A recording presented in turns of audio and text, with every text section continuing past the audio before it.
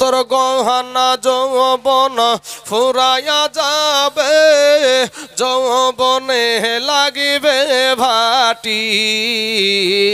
ওই যে দেখো ডাকিতেছে তোমার কবরের মাটি, ওই যে দেখো ডাকিতেছে তোমার কবরের মাটি। বাইরে সন্ধ্যার আগে যেদিন ডুবিবে বেলা, এক মুহূর্তে শেষ হইবে তাই জুলের রঙ্গেরি মেলা। ওরে সন্ধ্যার আগে যেদিন ডুবিবে বেলা,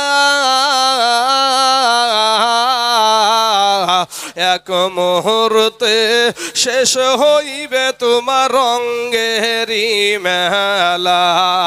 তুমি কার মারো এ জোরে ধম,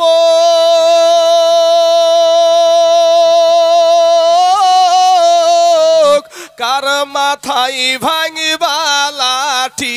ভাইরে কার মারো এ জোরে ধমক, কার মাথায় ভাঙিবা লাঠি। ওই যে দেখো ডাকিতেছে তোমার কবরের মাটি। কথা ঠিক না বেঠিক? হ্যাঁ ভাইরে সন্ধ্যার আগে যেদিন ডুবিবে বেলা, এক মুহূর্তে শেষ হইবে তোমার রঙ্গেরি মেলা। ওরে সন্ধ্যার আগে যেদিন, সন্ধ্যা লাগলে সূর্য ডুবে, সন্ধ্যা লাগলে সূর্যটা ডুবে যায়। কিন্তু মানুষ যখন মারা যায় না সূর্য আছে না রাত আছে, শুধুই অন্ধকার রাতের মতোই দেখবে বাবাজি। তাই কবি বলছেন আইরে সন্ধ্যার আগে যেদিন ডুবিবে বেলা, এক মুহূর্তে শেষ হইবে তোমার রঙ্গেরি মেলা। তুমি কারে মারো এ জোরে ধম,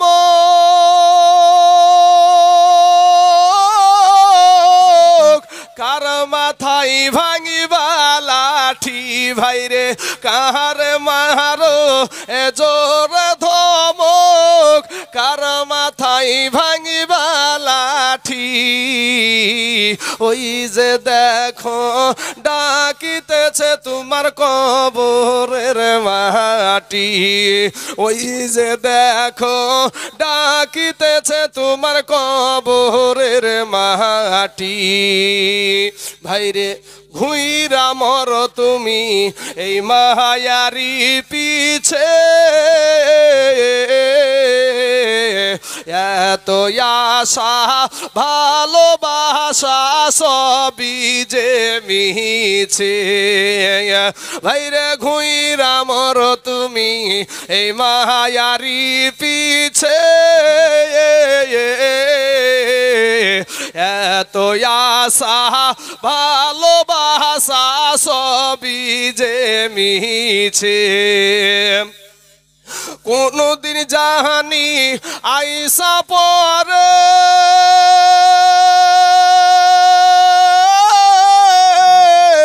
আজরাইলের হাতের চিঠি। ভাইরে কোনদিন জানি আইসা পরে আজরাইলের হাতের চিঠি।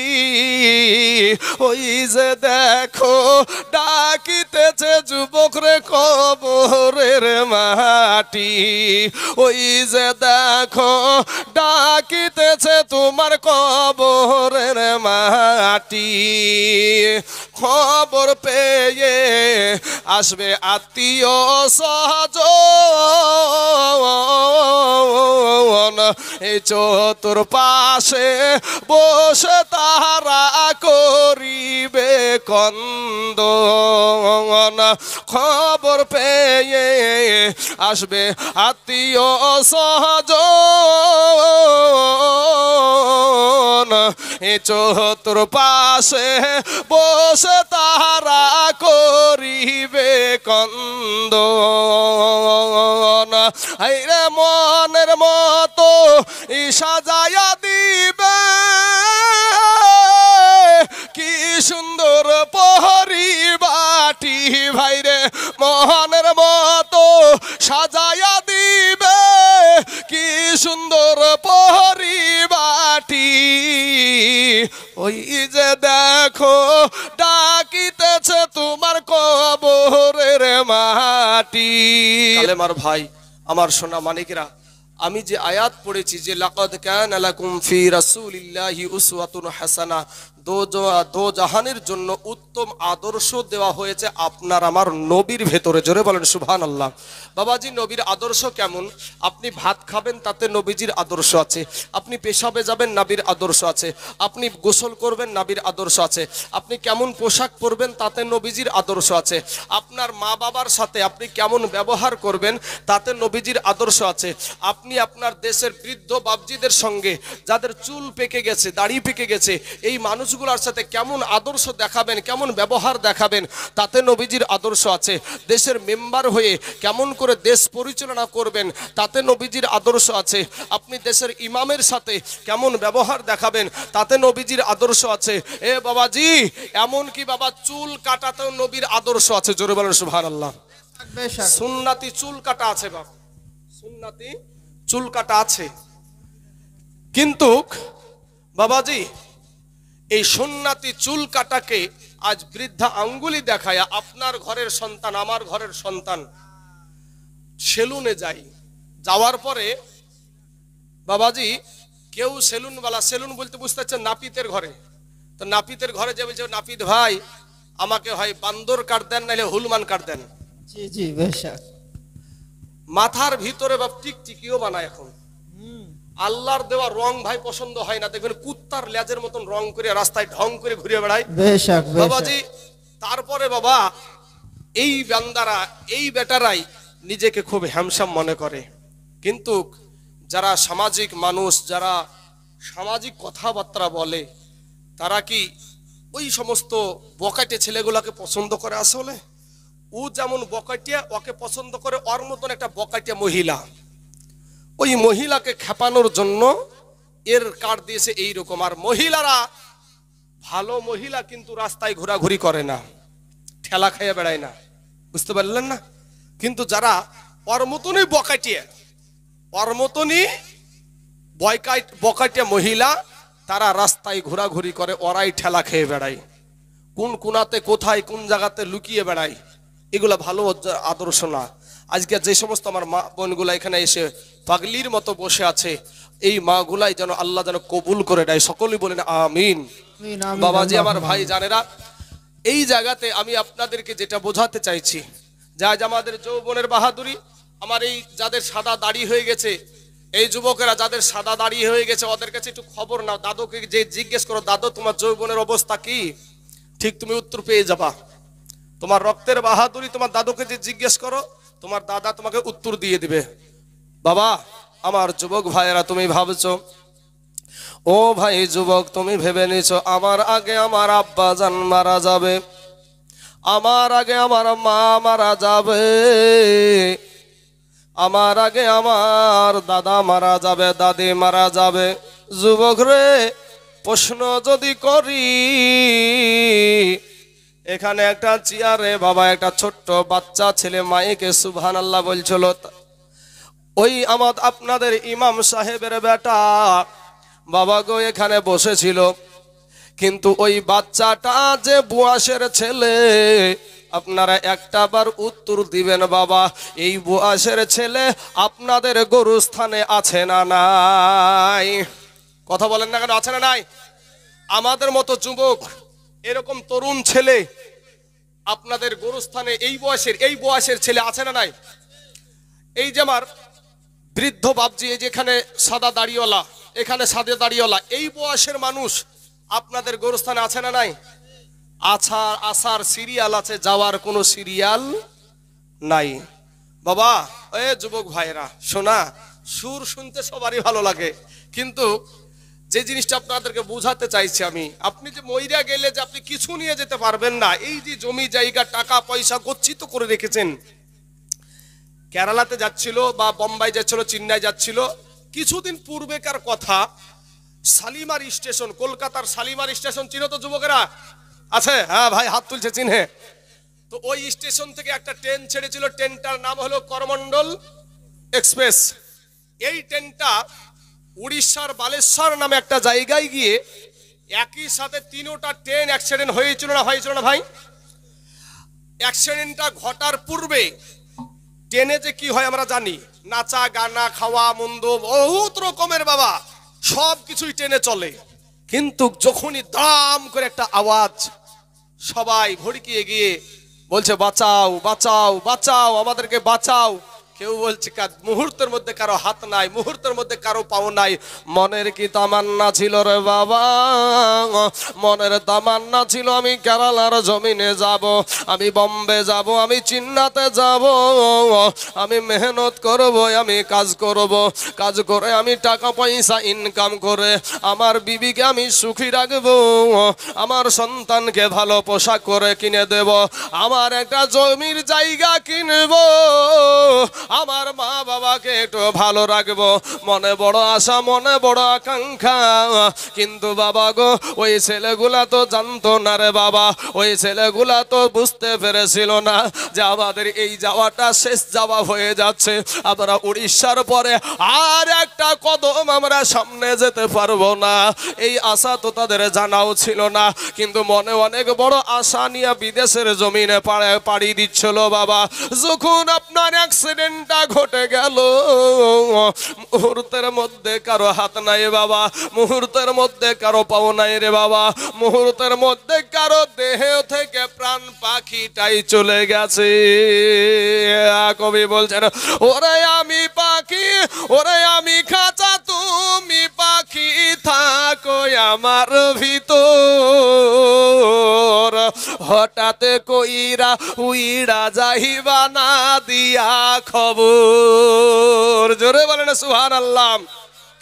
ওরে আমি পাখি, ওরে আমি খাঁচা, তুমি পাখি থাকো আমার ভিতর, এ হঠাৎ কইরা উইড়া যাইবা না দিয়া খবর, অচিনপুর ঠিকানা তোমার যাইবা অচিনপুরে, শূন্য খাঁচা পইড়া রহিবে আমার মাটির ঘরে, অচিনপুর ঠিকানা তোমার যাইবা অচিনপুরে, এ শূন্য খাঁচা পইড়া রহিবে আমার মাটির ঘরে।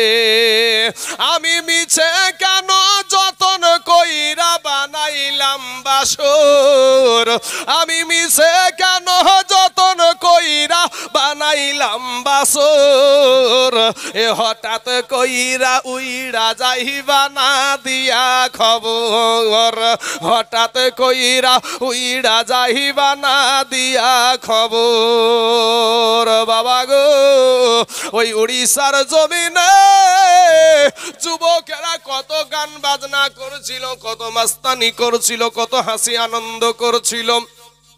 কিন্তু দেখা গেল মুহূর্তের মধ্যে বাবা ট্রেনের বগিগুলা যখন আলাদা আলাদা হয়ে গেল, কেউ ট্রেনের ভিতরে, কেউ ট্রেনের বাইরে, কেউ বাবা কোথায় ছিটকে পড়েছে, কারো মাথা দিয়ে রক্ত, কারো শরীর দিয়ে রক্ত রে বাবা।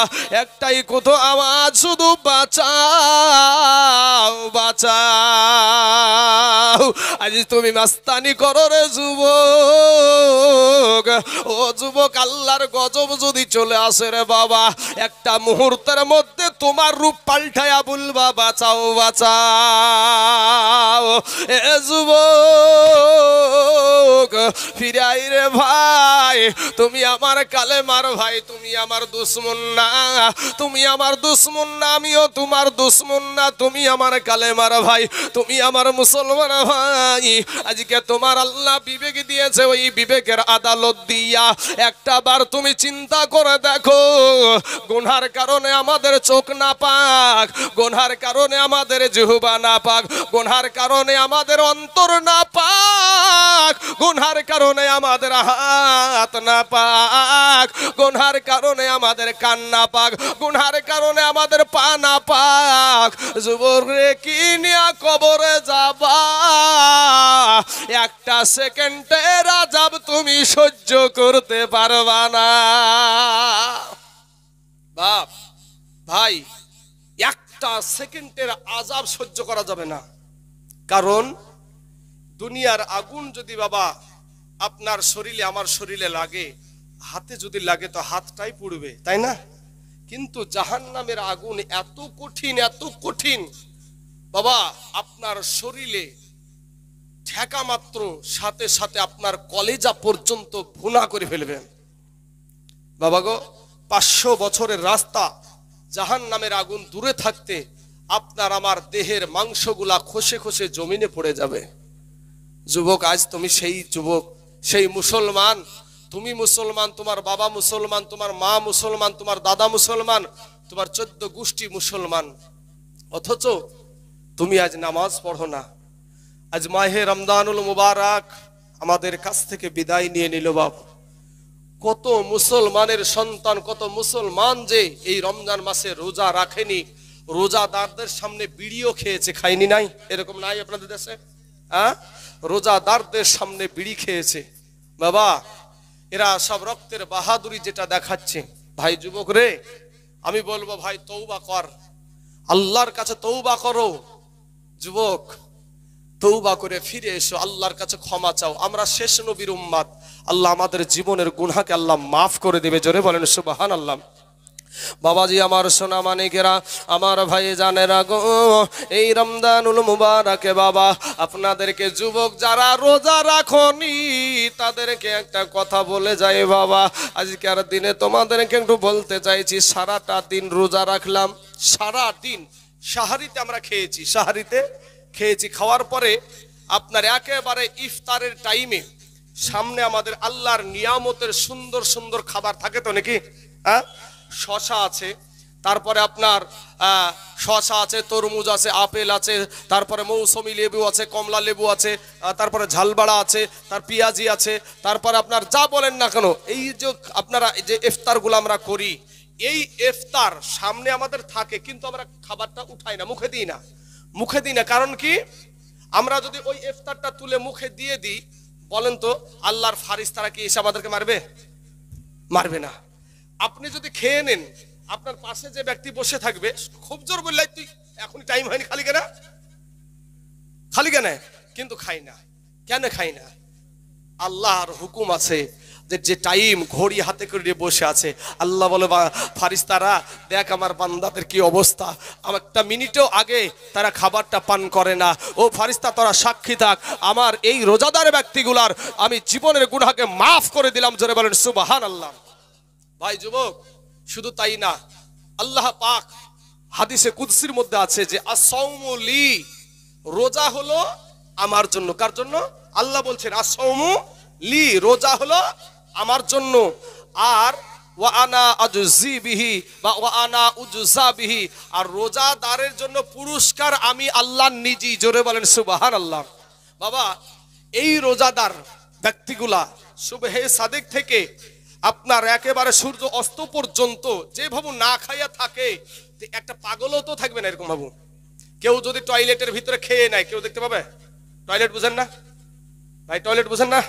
কেউ যদি পায়খানার ভিতরে বসে বসে খায়, কেউ দেখতে পাবে? কিন্তু খায় না, রোজাদার ব্যক্তিরা খায় না। কিন্তু বাবা ঘরের ভিতরে হুড়কে লাগিয়ে দিয়ে খেয়ে নিল, কেউ কিন্তু টেরও পাবে না। কিন্তু মুসলমান তারা খায় না। এটা থেকে বোঝা যায় যে রোজাদার ব্যক্তির জন্য সমস্ত ইবাদত বাবা লোক দেখানো করা যায়, কিন্তু রোজা আপনার লোক দেখানো করা হয় না। রোজা আপনি নামাজ পড়তে গেলেন, দেখছেন যে এমন একটা ফ্যামিলিতে পড়ে গেছেন, পরিবেশে পড়ে গেছেন, আপনার বাবা কি করবেন? নামাজ না পড়লে তো আমার মান সম্মান গেল। ওযু আছে কি না আছে, আল্লাহু আকবার। ওযু না আছে কি না আছে ও দেখার নাই, আল্লাহু আকবার।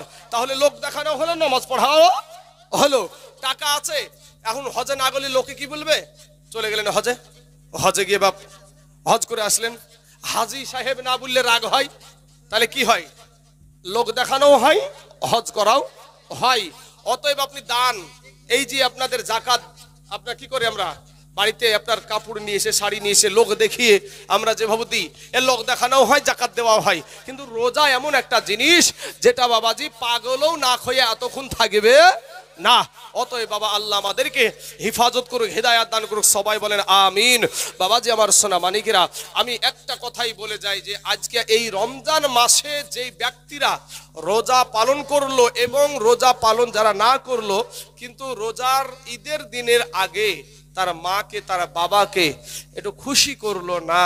বাবা সন্তানকে দিলেন, আপনার বিবিকে দিলেন, শালিকে দিলেন, আপনার দুলাভাইকে দিলেন, সবাইকে দিলেন, কিন্তু আপনার মায়ের সাথে আপনি কথাও বললেন না। মা কি বাজার করলো দেখলেন না, মা যে কি খাবার করবে ঈদের দিনে সেটুকু দেখলেন না। যুবক রে, সোনার যুবক ভাইয়েরা, সেই মা বাবার কাছে গিয়ে আজকে যে ক্ষমা চাইও ভাই, কারণ আপনার মা, আমার মা যুবক রে 10 মাস পেটে ধরে। আল্লাহ কোরআনে বলছেন ওয়াবিল ওয়ালিদাইনি ইহসানা, মা বাবার প্রতি ইহসান করো, মা বাবাকে ভালোবাসো, মা বাবাকে তুমি সম্মান করো। এ মুসলমান বাবাজিরা, আমার ভাই জানেরা, কারা জানি গো আজ মা হারায়া এখানে বসে আছেন, কারা জানি গো মায়ের চেহারা খানের কথা মনে পড়ে গেল, আপনার মাকে গোরস্থান ময়দানে রেখে এসেছেন। আজকে যদি হাজার চেষ্টা করেন গো ভাই, একটা বার মা বলে ডাকার মতন সুযোগ নাই, একটা বার মা বললেও কেউ উত্তর দেবে না। কিন্তু রাত 12টা, 1টা, 2টা, 3টার সময়তে যদি আপনি বাড়িতে যাইতেন, আপনি একটা বার মা বলে ডাকার সাথে সাথে আপনার মা বেটা বলে উত্তর দিয়ে দিয়েছে। কিন্তু আজ কারা গো মারা, কারা আজ আব্বা হারা সন্তান এখানে বসে আছেন? আজ কে গো মায়ের পাগল এখানে বসে আছেন? আপনার আমার মা 10 মাস পেটে ধরে রে বাবা। এই পেটের অবস্থায় দেখবেন যুবক রে, আপনার বিবিকে দিকে তাকায়া দেখেন, আপনার সন্তান যখন আপনার বিবির পেটে, আপনার বিবিটা কত কষ্ট পায়, কত রকমের আদর যত্ন আপনি করেছেন। আপনি যখন আপনার মায়ের পেটে ছিলেন, আপনার জনম দুঃখিনী মা ওই একই কষ্ট করেছে রে বাবা। সোনার যুবক রে, মা দুটো খেয়ে শান্তি পাই না, মা আমার একটু বসে শান্তি পাই না, মা আমার একটু শুয়ে শান্তি পাই না, মা একটু চলাফেরা করে শান্তি পাই না। এই 10 মাস 10 দিন যে কি কষ্ট হয়, এই দুঃখিনী মা ছাড়া আর কেউ বুঝে না। এ যুবক ভাই, আজকে তোমার দুনিয়ার জমিনে মা বেঁচে আছে রে বাবা। আজকে মনে মনে চিন্তা করছো আমার মা তো আছেই, কোনো রকমের কোনো টেনশন করো না। কিন্তু যেই বৃদ্ধ মানুষগুলা এখানে বসা গো, যেই বেটাগুলা এখানে বসা, যাদের দুনিয়ার জমিনে মা নাই, বাবা নাই, ওই পুরুষটাকে গিয়া জিজ্ঞাসা করবা, চাচা গো আপনার মা কেমন ছিল গো চাচা, আপনার আব্বা কেমন ছিল গো চাচা? ওই মানুষটা আর চোখে পানি ধরে রাখতে পারবে না, ওই মানুষটা আর চোখে পানি ধরে রাখতে পারবে না। বলবে ভাই রে, যেদিন আমার আব্বা মা, যেদিন আমার বাবা মা দুনিয়া থেকে বিদায় নিয়েছে রে, সেই দিন আমার মাথার ছাদ উড়ায়া গেছে। ও যুবক ভাই, ফিরে আই রে ভাই, তোমাকে একটা কথা বলি, আল্লাহর জান্নাত পাওয়ার জন্য মানুষ কত দান ধ্যান করে, কত বাবা টাকা খরচ করে, কত নামাজ পড়ে, কিন্তু বাবা নবী আমার বলেছেন তোমার জান্নাত হলো তোমার মায়ের পায়ের তলে। জোরে বলেন সুবহানাল্লাহ। আরে জনম দুঃখিনী মা গো, আজ কার জানি মা কবরে শুয়ে আছে রে বাবা, কার মা জানি কবর থেকে ডাক দিয়া বলে বেটা রে, ওরা আবার কলেজার টুকরা নয়নের পারা, আমি তোর মা বেটা রে, তোকে আমি 10 মাস পেটে ধরেছি রে বেটা, বেটা রে 2 বছর আমি তোকে বুকের দুগ্ধ খাওয়ালছি রে বেটা, ওরে আমার কলেজার টুকরা আমার বুকের ধন রে, আমি তোর মা বেটা রে, আজ আমি কবরে শুয়ে আছি, একটা বার কি মনে পড়ে না? এ মুসলমান যুবক, মা যেদিন হারায়া যাবে রে বাবা, সেদিন তুমি বুঝবা তোমার জীবন থেকে কি হারায়া গেল। আজকের দিনে যাও মা জননীর কাছে একটু ক্ষমা চাও রে বাবা। কার জনম দুঃখিনী মা নাই, কার জানি আব্বা নাই, আব্বা জান কবর থেকে বলে বেটা ওরে আবার বিটি, আমি তোর আব্বার বিটি, আমি তোর আব্বার বেটা, আমার কথা কি মনে পড়ে না? আমি লোকের জমিতে মুনিশ দিতে গেছি, আমি সারাদিন মানে হাড় ভাঙা খাটনি করেছি রে বেটা বেটিরা, ওরে বেটা বেটি চরের মাঠের আমন ধান কাটা বন্যার পানিতে কত কষ্টের বাবা। যেই বৃদ্ধ বাবজিরা এখানে আছে গো, ওই বাবজিদেরকে জিজ্ঞাসা করো, শুধু পেটে খাবারের জন্য মা বাবা সারাটা দিন পরের বাড়িতে বাবা কাজ করেছে, এরকম আছে না নাই বাবা? ইতিহাস আছে রে বাবা। এক বুক পানিতে নেমে গেছে, তারপরে আমন ধান কেটেছে, তারপরে বাচ্চাদের মুখে খাবার তুলে দিয়েছে। আজকে দুনিয়ার জমিনে আসার পরে তোমার শরীরে রক্ত হয়ে গেল রে যুবক। আজ সেই বাপকে তুমি বলো যে তুমি কি করেছো আমাদের জন্য, তুমি আমাদের জন্য কি করেছো? না রে যুবক না, আমরা যখন আমার সন্তানকে খাবার দিই, আমার সন্তান যখন বেশি খাই, আমি বাপের মনটা খুশি হয়ে যায়। তোমার সন্তান যখন তোমার সম্মুখে খায়, বেশি খাই, তখন তোমার মনটা খুশি হয়ে যায়। তুমি বাবা, তুমি যেমন একজন বাবা, তোমার বাবাও আর একজন বাবা, অতএব তুমি যেমনি বাবা তোমার সন্তানকে খাওয়া দেখে খুশি হচ্ছ, শরীর দেখে খুশি হচ্ছ, তোমার বাবা অনুরূপ তোমার জন্য খুশি হয়ে যেত। জোরে বলেন সুবহানাল্লাহ। বাপের বেটা জানে মরে না, এ মহাজননী কাঁদে বাঁচে না, বাপের এ বেটা জানে মরে না, এ মহাজননী কাঁদে বাঁচে না, বাপের ছেলে পুত্র মলে ও ভাই কালে যা যাই জ্বলে, বাপের মুখে হাসি চোখে পানি মানে না, এই মহাজননী কাঁদে বাঁচে না। যেমন কাঁচা বাঁশের ঘুন লাগিলে হয় যেমন, ভাইরে কাঁচা বাঁশের ঘুন লাগিলে হয় যেমন, ভাইরে বস্তু থাকে না, এ মা জননী কাঁদে বাঁচে না, বাপের বেটা জানে মরে না, এ মা জননী কাঁদে বাঁচে না। আপনাদের কাছে আমার একটি জানবার বিষয় আছে। 2টা আপেল বা 5টা মিষ্টি, 2টা আপেল বা 5টা মিষ্টি নিয়ে যদি আপনার সন্তান যুবক ছেলে বা আমি যেই হোক না কেন, যদি আমরা 2টা আপেল আর 5টা মিষ্টি নিয়ে যদি শ্বশুর বাড়িতে যাই, এই 5টা মিষ্টি যখনই সালাজ ভাজের হাতে দিব, 2টা আপেল যখন সালাজ ভাজের হাতে দিব, সালাজ ভাজ বলেন তো বড় সমুদ্রের বুকে, হ্যাঁ, তো এই 5টা মিষ্টি দেখার সাথে সাথে আপনার মাঞ্জা সুজা করিয়া সালাজ ভাজের কোহিনী আছে তো হাতের, এটা কোহিনা বলেন তো, এই কোহিনের এমন গুতা মারবে রে ভাই, আপনার পাঁজর কানা করে ফেলবে যে বকাইটিয়া কোথাকার, ও কাজ পাইনি 5টা মিষ্টি নিয়ে কি বলি আমার বাড়িতে উঠে এসেছে, বলবে না বলবে না? হ্যাঁ, শাশুড়ির কাছে বিচার দেবেন যে মা দেখেন দি ভাবি জ্বালাইছে, তোর মায়ও শাশুড়ি মায়ও বলবে যে যা মায়েরও যে কাণ্ড জ্ঞান নাই, ও 2টা মিষ্টি আর 2টা আপেল লিয়ে কি করতে উঠে এসেছে, আনবে না দরকার হয়, বলবে না বলবে না?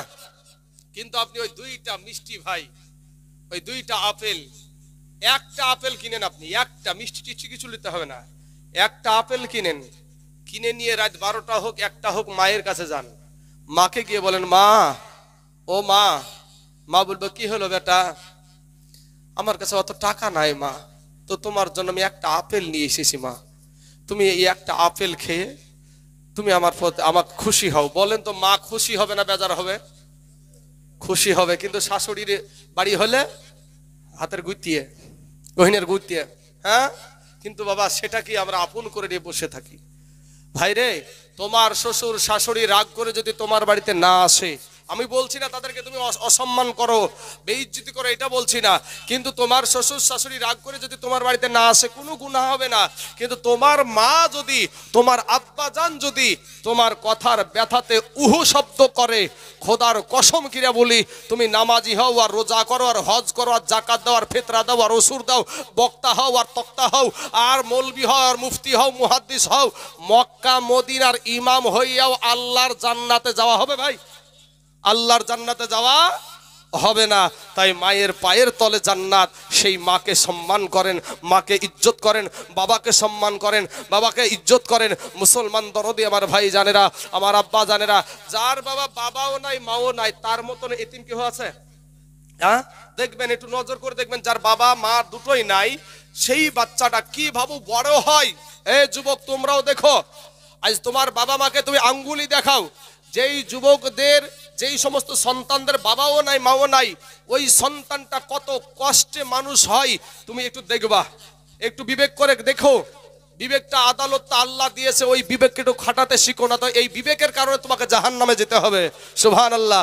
কবি বলছেন বাল্যকালে মা বাবা যারো মরে রে, তাহার মতন দুঃখী নাই রে জগতে, তাহার মতন দুঃখী নাই রে জগতে।